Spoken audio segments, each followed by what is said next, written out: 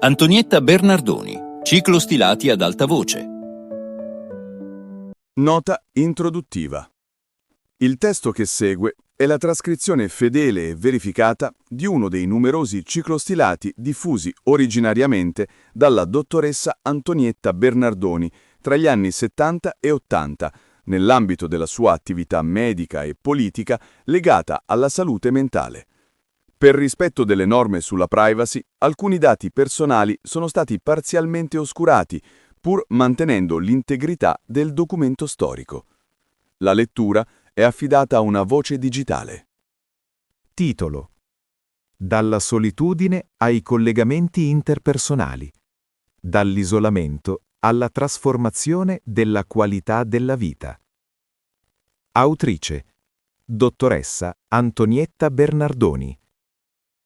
Luogo e data: Torino-Milano, 14-19 aprile 1978. Convegno dei sindaci delle città più popolose di tutto il mondo. Antonietta Bernardoni. Dalla solitudine ai collegamenti interpersonali, dall'isolamento alla trasformazione della qualità della vita. Affinché nei paesi in cui la legge attribuisce ai sindaci la responsabilità di disporre dei trattamenti psichiatrici obbligatori, ogni sindaco diventi sempre più capace di ridurre il numero e la durata di tali trattamenti, attraverso una mobilitazione estesa, profonda, organizzata della solidarietà popolare. Le proposte concrete dell'attività terapeutica ai cittadini e ai sindaci delle grandi città di tutto il mondo, affinché la disgregazione delle grandi città non sia irreversibile. Convegno dei sindaci delle città più popolose di tutto il mondo. Torino-Milano, 14-19 aprile 1978. Caro sindaco, tu sei disarmato, anche se hai a disposizione mezzi che, fino a quando non vengono confrontati con i bisogni dei tuoi concittadini, possano venir giudicati imponenti. Ma che puoi fare con questi mezzi per arrestare la serie di eventi alla fine dei quali un giovane si trova ad essere schiavo della droga o dell'alcol?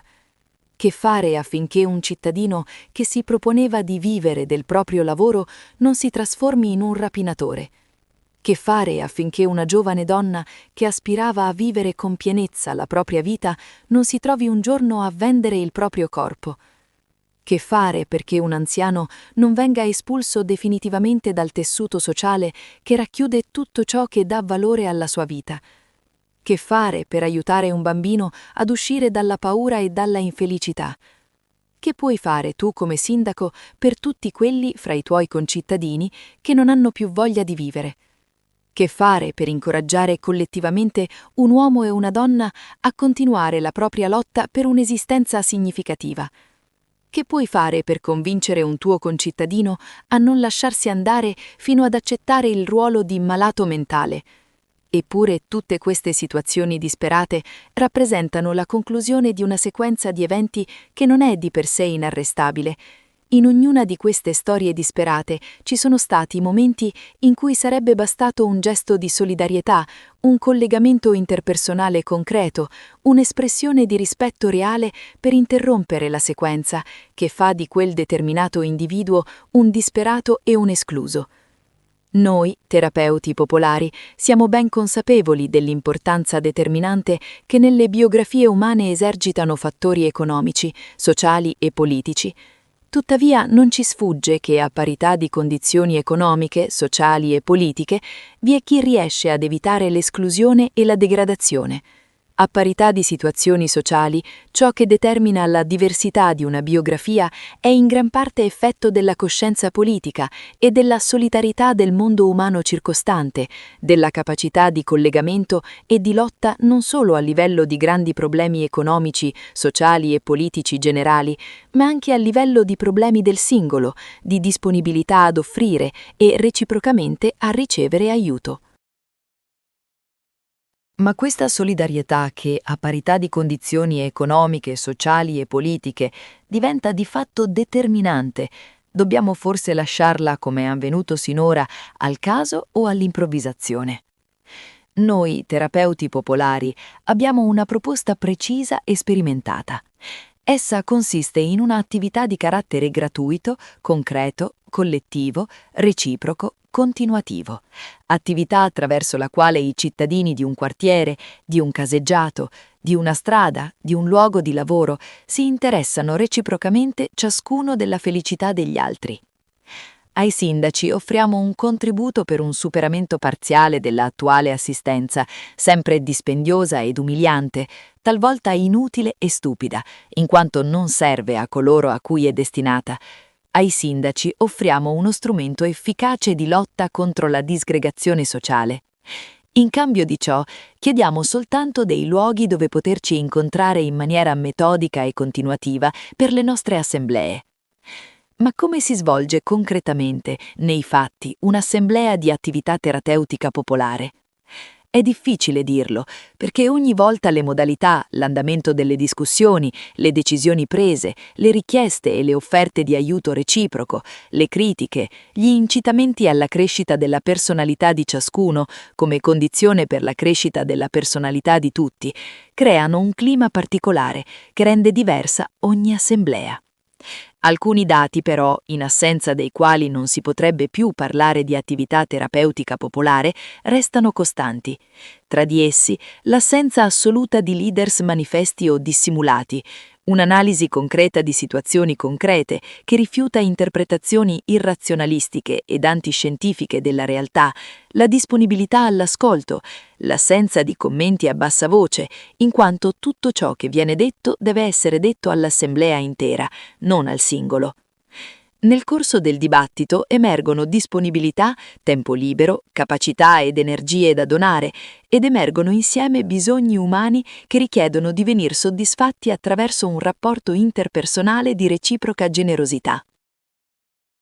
Abitualmente l'aiuto reciproco si svolge attraverso canali complessi, motivo per cui è difficile stabilire chi dà, cosa si dà, quanto si dà. Dall'assemblea si ricava l'impressione complessiva di una profonda solidarietà reciproca, di una forza collettiva che valorizza la personalità di ciascuno e di tutti, in un ritmo continuo di crescita che coinvolge anche le personalità che parevano ormai essersi rassegnate alla pura sopravvivenza. In questa atmosfera, anche i più anziani ritrovano la capacità di stabilire rapporti interpersonali più intensi, riaffermando con forza il diritto di vivere con pienezza ogni giorno della propria vita. Alla fine dell'assemblea c'è qualcosa di concretamente cambiato o che sta per cambiare nell'ambiente sociale circostante. Un anziano che non sarà più solo, un bambino che non avrà più paura della scuola o del buio, qualcuno che si credeva inutile e che avrà scoperto di essere invece prezioso. Un fervore diffuso di cambiamento e tanti cittadini che da oggetto di assistenza sono diventati protagonisti di trasformazione sociale. Anche coloro che sono stati definiti malati mentali si ritrovano, quasi senza accorgersene, ad appartenere ad una collettività che li riconosce come propri membri a pieno diritto, senza più esclusione, senza umiliazione, senza differenze. Ma che cosa sia un'assemblea di attività terapeutica popolare può essere pienamente capito soltanto attraverso la partecipazione diretta. Ti invitiamo perciò ad intervenire di persona alle nostre assemblee, o meglio ancora a favorire il sorgere di tanti collettivi di attività terapeutica popolare nella tua città. Ma cosa si intende per attività terapeutica popolare? Per attività terapeutica popolare intendiamo non un'attività medico-curativa, bensì una nuova forma di attività popolare preventiva di carattere gratuito, collettivo, concreto, continuativo, reciproco, che ha per oggetto lo studio scientifico della personalità, del comportamento e dei rapporti interpersonali, la promozione e la trasformazione della qualità della vita e dell'aiuto vicendevole tra concittadini. Tale attività viene definita terapeutica unicamente nel senso che i cittadini si prendono reciprocamente cura gli uni degli altri e si aiutano reciprocamente a superare i problemi e le difficoltà della vita, nonché i conflitti che insorgono a livello di vita quotidiana e di personalità del singolo. L'attività terapeutica popolare è collettiva, in quanto la capacità terapeutica appartiene ad una collettività nel suo complesso, nessun componente della quale è in grado di esercitarla individualmente, a titolo personale, nella sua pienezza. L'attività terapeutica popolare è gratuita. Essa si erge con forza contro il mercato dell'aiuto umano. L'aiuto reciproco può essere donato, ma non venduto. Esso rappresenta un valore d'uso, non un valore di scambio. L'attività terapeutica popolare è concreta, per l'attenzione rivolta agli aspetti materiali della vita e ai rapporti interpersonali di potere e di forza, espliciti o dissimulati. L'attività terapeutica popolare è continuativa, poiché in ogni momento il cittadino in difficoltà reali o potenziali conosce il luogo dove altri cittadini vigilano, pronti ad offrirgli l'aiuto che gli è necessario. L'attività terapeutica popolare è reciproca, in quanto chi aiuta viene al tempo stesso aiutato. Se il ruolo di chi aiuta e il ruolo di chi viene aiutato non sono reciproci ed interscambiabili, l'aiuto non sarà che un processo di colonizzazione mascherata. Le finalità dell'attività terapeutica popolare sono essenzialmente le seguenti. 1. Liberazione progressiva e valorizzazione, per quanto oggi possibile, della personalità di ogni terapeuta popolare, vale a dire di ogni singolo partecipante all'attività terapeutica popolare, non importa quanto grandi siano le difficoltà nei confronti del mondo esterno, di se stesso, degli altri. 2. Promozione della solidarietà in ogni forma che l'inventiva e la generosità popolare sapranno oggi scoprire. 3. Soluzione di quei conflitti interpersonali che noi denominiamo conflitti aggiuntivi o superabili, in quanto possono fino da ora venir superati mediante l'esercizio della critica e dell'autocritica, nonché mediante un esame concreto a livello microsociale e micropolitico di situazioni concrete in vista di una loro concreta trasformazione. 4. Smascheramento della psichiatria, della psicanalisi, della psicologia, quali strumenti di svalorizzazione della personalità umana al servizio dello sfruttamento e quali espressioni di una concezione irrazionale o pseudo-razionale del mondo, dell'uomo e della natura. 5. Lotta per la realizzazione del diritto alla salute da condurre in stretto collegamento con le organizzazioni dei lavoratori e con gli enti locali, mediante diffusione delle conoscenze fondamentali relative al corpo umano sano e malato, con particolare riguardo all'attività nervosa superiore, alla prevenzione delle malattie e alla promozione concreta della salubrità dell'ambiente di vita e di lavoro, onde poter meglio collaborare con i tecnici della salute e vigilare consapevolmente sulla loro attività. Nell'ambito delle scienze umane, limitatamente alla formazione e alla valorizzazione della personalità del singolo, l'attività terapeutica popolare, che è il risultato di una ricerca scientifica condotta avanti in maniera metodica a partire dal 1949 da lavoratori in difficoltà erroneamente definite di carattere personale e di pertinenza psichiatrica, costituisce uno specifico contributo a creare le condizioni necessarie e sufficienti per una ricerca scientifica di massa che abbia per oggetto la felicità personale di chiunque non viva sfruttando o opprimendo altri uomini.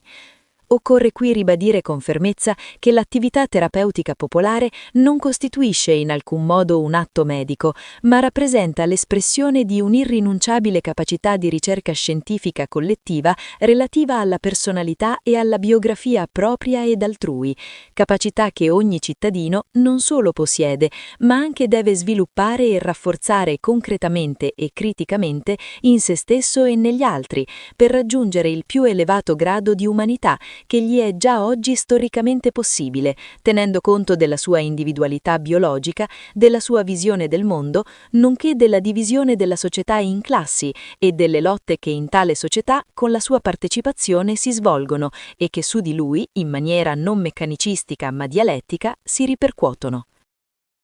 Terapeuta, nel senso originario della parola, è colui che sa porsi al servizio della crescita e dello sviluppo degli altri. Terapeuta, in lingua greca, è anche l'agricoltore che si prende cura della crescita di una pianta.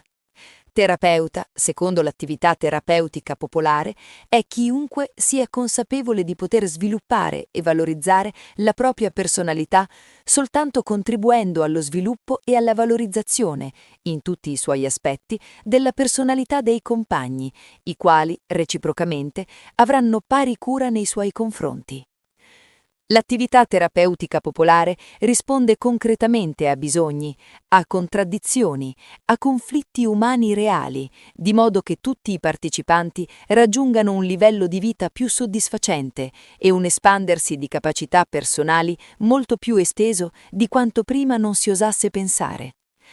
È così possibile cominciare a vivere una vita nuova, più intensa, affettivamente più calda, intellettualmente più ricca, storicamente più significativa, poiché man mano che la trasformazione e l'analisi compiute nel corso dell'attività terapeutica popolare progrediscono, le ripercussioni collettive delle azioni individuali, nonché le ripercussioni individuali delle azioni collettive, possono venire analizzate e vissute in maniera sempre più razionale e sempre più coerente nei loro aspetti concreti. L'attuale rapido diffondersi dell'attività terapeutica popolare sta promuovendo una ricerca scientifica di massa di proporzioni inattese, volta ad indagare e ad occupare gli spazi relativi alla formazione ininterrotta, per tutto l'arco della vita, della personalità del singolo, nonché alla valorizzazione reciproca della personalità umana. In tal modo, l'attività terapeutica popolare potrà rispondere ai bisogni inerenti alla trasformazione e alla conoscenza della personalità e del comportamento dei singoli, bisogni il soddisfacimento dei quali è stato sinora dalla classe dominante affidato a pedagogie conservatrici e reazionarie e, nei casi difficili, a psichiatria, psicanalisi, psicologia, scienze false ma metodologie ben concrete di oppressione, di falsificazione, di esclusione, di occultamento del privilegio e dello sfruttamento, volte a giustificare e a fare accettare il mondo esistente, imputando a colpa del singolo difficoltà che non sono nel singolo, ma nascono dagli attuali rapporti di produzione. Come mai un sindaco ha oggi il dovere di capire che cos'è la psichiatria? Un sindaco ha il dovere di capire che cos'è la psichiatria, anzitutto perché questo dovere incombe non solo al sindaco, ma ad ogni cittadino che voglia vivere una vita consapevole dei processi storici attualmente in corso. Ma a parte il dovere di tutti, desideriamo rivolgere un appello particolare ai sindaci italiani e ai sindaci di altri paesi, ai quali competa o possa un giorno competere la responsabilità di emanare disposizioni relative a trattamenti psichiatrici obbligatori. Capire cos'è la psichiatria non è compito degli psichiatri, vale a dire di coloro che attraverso la psichiatria traggono dalla umiliazione e dalla svalorizzazione della personalità altrui privilegi e onori.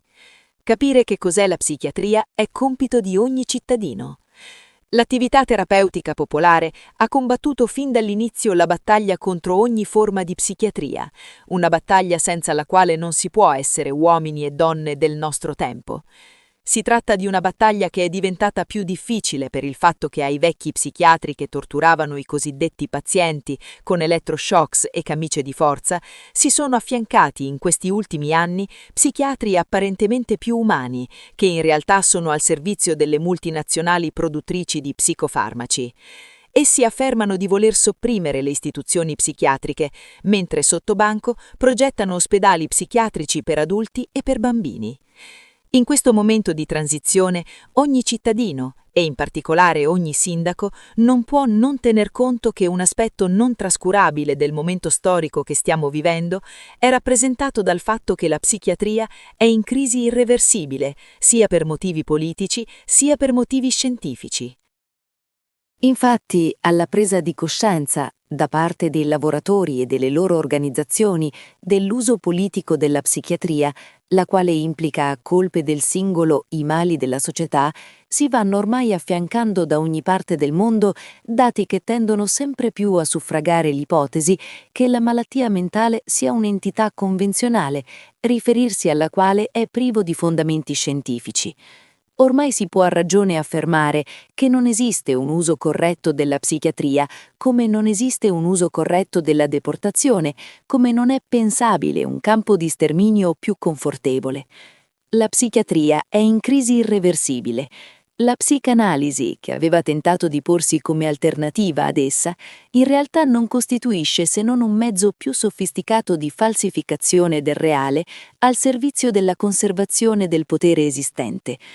La psicanalisi, infatti, è uno strumento di falsificazione e di dissimulazione che è riuscito a mimetizzarsi da strumento di smascheramento sia a livello di personalità del singolo, sia talvolta persino a livello di subdola trasposizione nell'ambito sociale di presunte strutture intrapsichiche e di presunte pulsioni istintuali, quasi che la società non formasse e trasformasse il singolo più di quanto il singolo non sia in grado di formare e trasformare la società. La psicanalisi esercita la propria azione sociale attraverso l'attribuzione a conflitti interni all'individuo di sofferenze generate da una società divisa in classi, mascherando in tal modo la lotta che, senza esclusioni di colpi, si svolge all'esterno dell'individuo sofferente, infliggendogli ferite che possono venir curate soltanto qualora vengano correttamente identificate e rimosse le loro cause. I bambini e i giovanissimi come terapeuti popolari. L'inesauribile ricchezza umana che l'attività terapeutica popolare è in grado di far emergere dalla popolazione di un determinato territorio è costituita in una percentuale significativa da giovanissimi e da bambini, che trovano nei rapporti di reciprocità dell'attività terapeutica popolare un fattore estremamente favorevole alla crescita e alla valorizzazione della personalità e dei rapporti interpersonali. Infatti, per l'attività terapeutica popolare siamo tutti educatori, siamo tutti da educare. I bambini, i ragazzi vengono ascoltati dagli adulti e dagli anziani con rispetto profondo e le loro esigenze sono sempre prese in attenta considerazione, così come essi, reciprocamente, prendono in considerazione le esigenze degli adulti e degli anziani. La sala dei giochi che i terapeuti popolari avevano inizialmente allestito affinché i bambini potessero intrattenervisi mentre i genitori discutevano tra di loro è stata subito chiusa per mancanza di frequentatori. Infatti, man mano che i bambini si rendevano conto dell'importanza che aveva anche per loro il lavoro di ricerca che veniva condotto nelle assemblee di attività terapeutica popolare, hanno cominciato ad esigere di restare insieme agli adulti, a discutere, a deliberare, a fare proposte concrete e addirittura, in certi casi, a disciplinare l'andamento della discussione. Questi bambini sono oggi terapeuti a pieno diritto e le loro proposte e la loro disponibilità si sono spesso rivelate di straordinaria utilità per uscire da difficili situazioni. In tal modo, senza spesa alcuna, ma anzi con notevole risparmio, l'attività terapeutica popolare dà il suo contributo a far sì che i giovani e i bambini, interagendo in maniera paritaria e reciproca con gli adulti e con gli anziani, diventino sempre più responsabili, consapevoli e felici. Alla luce di queste nostre esperienze, vogliamo ora brevemente prendere in considerazione il progetto della città di Torino, che nel novembre 1977 ha investito per l'infanzia dai 3 ai 14 anni di età oltre 50 miliardi di lire del bilancio ordinario, pari al 20% dello stesso, con la speranza di creare, attraverso la scuola, attraverso la cosiddetta fascia dell'obbligo, le condizioni che consentano di formare dei giovani diversi dagli attuali.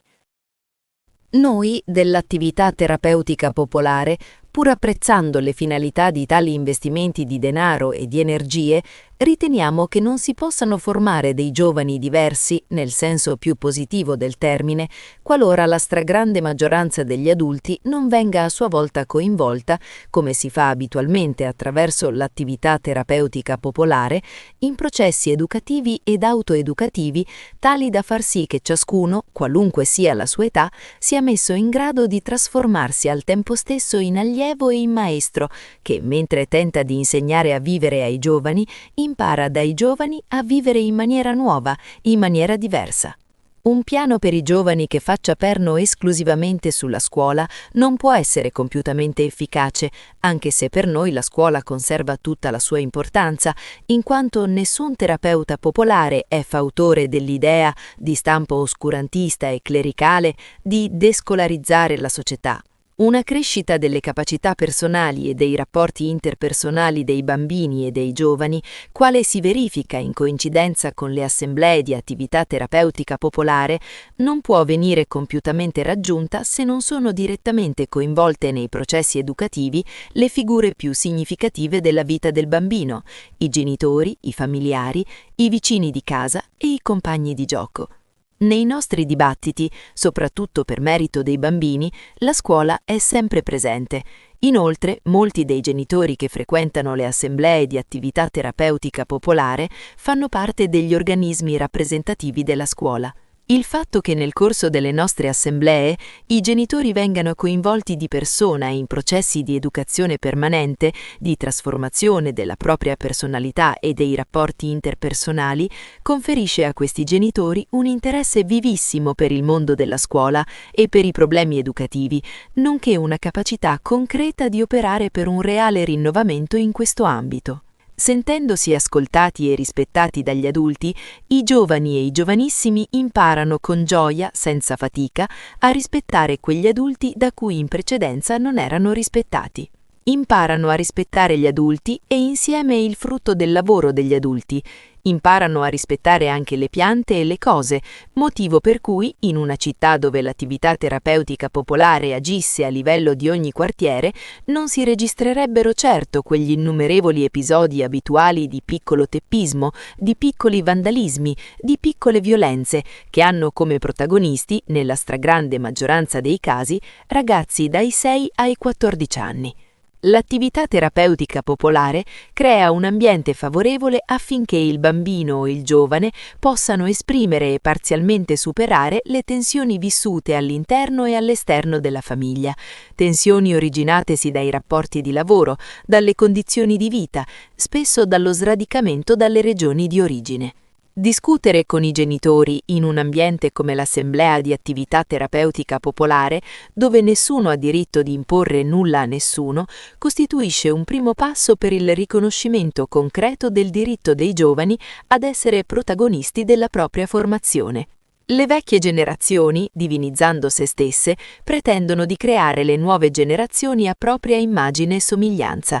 Ma gli occhi acuti dei giovani e la loro profonda inquietudine mettono le nuove generazioni ben presto in grado di accorgersi che questo mondo ha un gran bisogno di essere cambiato, anche se spesso per molti di loro non sarà facile scoprire in che modo e con quali strumenti. Per i terapeuti popolari, educazione non significa adattamento e condizionamento al mondo esistente, ma significa ricerca del nuovo, significa condurre avanti una lotta che sia insieme formazione di sé e trasformazione del mondo. Bibliografia. A. Bernardoni, Psichiatria senza futuro, La linea editrice, Padova, 1975.